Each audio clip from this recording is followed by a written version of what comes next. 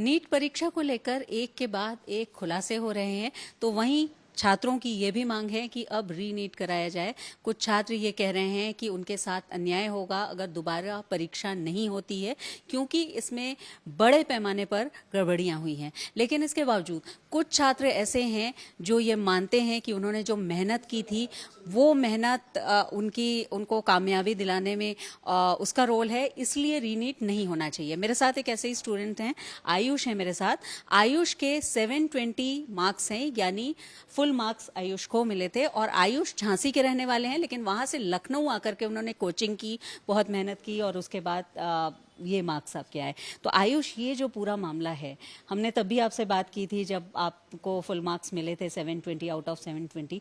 अब आप किस तरह से देखते हैं, क्योंकि अब इसको लेकर के बहुत विरोध प्रदर्शन हो रहा है। उन छात्रों की बात भी जायज़ है कि जो अन्याय हो रहा है उनके साथ वो नहीं होना चाहिए, एक के बाद एक गड़बड़ियाँ पकड़ी जा रही हैं, लेकिन आपका क्या कहना है? मेरा ये कहना है कि जो इसमें अभी के जो एनवायरनमेंट बना हुआ है, इससे एक मेंटल ट्रॉमा क्रिएट हो रहा है बच्चों पर। और जो जेन्युइन बच्चे हैं, जैसे कि मैंने जेई मेंस में 99.24 परसेंटाइल बिना मैथ्स अटैम्प्ट करे हासिल किए। उसमें फिजिक्स में 100 परसेंटाइल थी। और उसके अलावा मैंने एनएससीपी और एनएससीसी जैसे ओलंपियाड्स में नेशनल टॉप 1% हासिल किया है। तो मेरे जैसे जेन्युइन बच्चों पे एक मानसिक तनाव इससे डेवलप हो रहा है, और रीनीट करके इससे हमारी मेहनत पे पानी फेरने वाला काम हो जाएगा अगर रीनीट हो जाएगा ये तो। आपका फर्स्ट अटेम्प्ट था? हाँ, मेरा फर्स्ट अटेम्प्ट था ये। अच्छा, ये जो एग्जाम हुआ था उसमें आपने कितनी मेहनत की है? क्योंकि आप झांसी के रहने वाले हैं, लखनऊ आकर के आपने पढ़ाई की, तो आपका कितना एफर्ट, कितना टाइम लगा, कितने घंटे तक आप पढ़े? मेरा सबसे बड़ा मतलब सेक्रीफाइस जो मैं कहूँगा वो था घर छोड़ के हॉस्टल में जाना। एक तो उसमें मैं मतलब 14 घंटे तक पढ़ लेता था, मतलब per day I have to study for that. तो उतना पढ़ने के बाद मेरे को कहीं टेस्ट देने थे, मतलब हफ्ते में 1 या 2 टेस्ट हर बार होते ही थे कोचिंग में। तो उन टेस्ट में अच्छे से परफॉर्म करना है, कभी कभार डिप्रेस भी ज़्यादा कम कम नंबर आए, कभी अच्छे नंबर आए, तो मतलब उसको मेंटेन करना था। तो ये सब मेरा रहता था। आयुष की मदर भी हमारे साथ हैं। मैम, अपना नाम?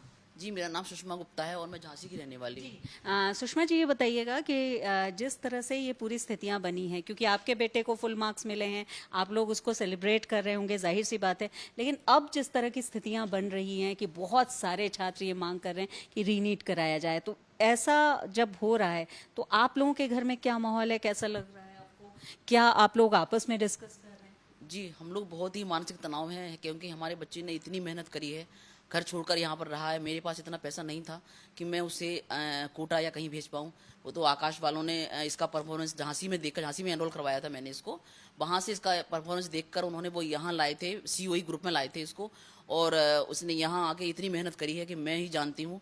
कभी भी एक नंबर में भी कभी उसके 690 कभी नंबर आए हो गए तो एक प्रेशर बढ़ जाता था उसे मेंटेन करने का, कैसे हमारे कम हो गए। तो इसने 700 से लेकर 720 तक कभी भी इसके नंबर कम नहीं आए, और इसके बीच रहे। और एंड में इसने इसकी लास्ट जो टेस्ट थे उसमें 720 ही नंबर चल रहे थे इसके।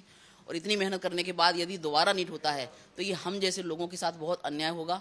ये हमारी तपस्या थी, हमारे बच्चे की तपस्या थी, इसे पर पानी न फेरा जाए। मैं सबसे यही विनती करती हूँ कि कुछ लोगों की बेईमानी के कारण इतने सारे बच्चों की मेहनत पर पानी न फेरा जाए, क्योंकि हर बच्चा बेईमान नहीं है, हर बच्चे ने बेईमानी से नहीं करी है। अधिकतर मतलब ये समझ लीजिए कि आप 90% बच्चे ईमानदारी से पास हुए हैं, मेहनत करके पास हुए हैं। उनके साथ उनके अभिभावकों ने भी मेहनत करी है, तपस्या की है। इसलिए हम लोगों को बहुत मानसिक तनाव है और दोबारा नीट नहीं होना चाहिए। बिल्कुल, झांसी से आकर के लखनऊ में रह रहे हैं, क्योंकि यहाँ भी कोचिंग की थी यहाँ आयुष ने, और एक लंबा समय इनका भी बीता है, इन्होंने भी मेहनत की, और बहुत सारे आपके अपने सपने हैं जो अब आपको लग रहा है कि सामने इस तरह की मुश्किल परिस्थितियाँ। आपकी बातचीत हुई है अपने साथ, जो आपके साथ जिन्होंने कोचिंग की होगी, या और जो स्टूडेंट्स हैं जो उतना अच्छा नहीं कर पाए, उनके साथ बातचीत होती है? हाँ, मेरी होती है बातचीत।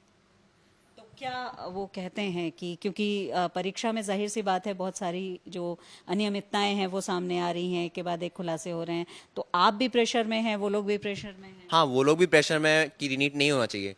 कई लोगों ने तो किताबें डोनेट कर दी हैं किसी को, अपने दोस्तों को। कितने लोगों के पास किताबें नहीं है, जो माँ किताबें होती हैं बहुत इंपॉर्टेंट होती है बच्चों के लिए। तो ऐसी किताबें अब हम लोग के पास है नहीं, तो हम लोग कैसे करें अब वो दोबारा प्रिपरेशन? आपको लगता है कि अगर इस तरह की बात हो रही है तो वो भी एक तरह का प्रेशर है, क्योंकि फैसला तो कोर्ट को करना है या एनटीए बाद में क्या फैसला लेता है, लेकिन फिलहाल आपको लगता है कि इससे आपका जो एक मेंटल पीस है वो भी डिस्टर्ब हो रहा है? हाँ, मेंटल पीस डिस्टर्ब हो रहा है। मतलब बार बार हम लोग को वही ख्याल आ रहा है कि अब रीनीट ना हो जाए, रीनीट ना हो जाए। लोग पढ़ना स्टार्ट कर रहे हैं अब दोबारा उसके लिए, तो एक मेंटल प्रेशर क्रिएट कर रहा है। लेकिन वो फ्लो नहीं बन पाएगा, क्योंकि बहुत 1 महीने से पढ़ाई छूटी हुई है बच्चों की, और बच्चों ने अपनी किताबें एक दूसरे दान कर दी हैं। किसी किसी बच्चे ने तो कबाड़ी को हमारे ही सामने ने, इसके हॉस्टल से वो बच्चे निकले थे, कबाड़ी को दे दिया था तुरंत। वो बच्चे कहाँ से किताबें लाएंगे, कहाँ से पढ़ाई करेंगे अब? और वो फ्लो नहीं बन पाएगा। कहाँ तो उनके हॉस्टल वाले हमको 1 घंटे नहीं मिलने दे रहे थे, और 1 महीने का गैप होने के बाद बच्चे वो परफॉर्मेंस कैसे कर पाएंगे? हम लोगों को यही चिंता सता रही है। और सभी से निवेदन है कि इस तरह का दोबारा से नीट नहीं होना चाहिए। जिनने बेईमानी करी है उन्हें सजा मिलनी चाहिए और न्याय होना चाहिए, लेकिन हम लोगों को उस के साथ अन्याय भी नहीं होना चाहिए। आप क्या कहना चाहेंगे?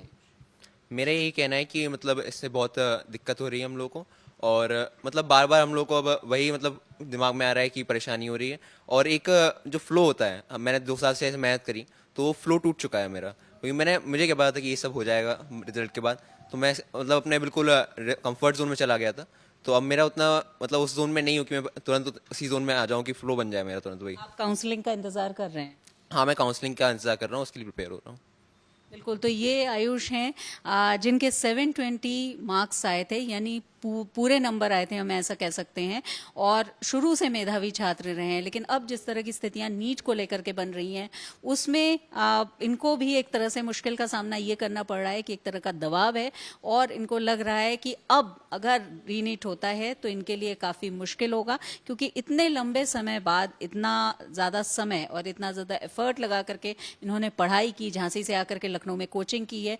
तो अब इन जैसे छात्रों के साथ अन्याय होगा अगर कुछ ऐसा फैसला होता है, क्योंकि इन्होंने ईमानदारी से परीक्षा दी है, और फिलहाल इनका कहना है कि इन जैसे बहुत सारे ऐसे छात्र हैं जिनके साथ भी अन्याय नहीं होना चाहिए। वीडियो जर्नलिस्ट गौरव गुप्ता के साथ शिल्पी सेन, लखनऊ।